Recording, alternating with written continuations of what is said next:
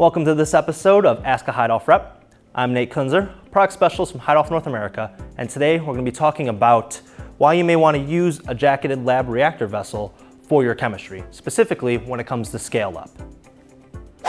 With jacketed lab reactor vessels, you can more accurately simulate what's going to be going on in your plant scale facilities. That's because the geometry of these vessels can be designed to mimic your plant scale, whether it's through a custom design or the standard design that we create to mimic that scale. And when everything is as close as possible in this scale, you know that it'll scale up much more easily to your larger scale. You won't have to worry about a lot of different differences. It's mostly just the volume increase. Thank you for tuning in to this episode of Ask a Heidolph Rep.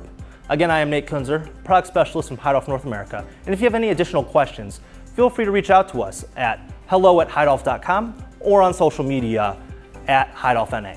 Thank you.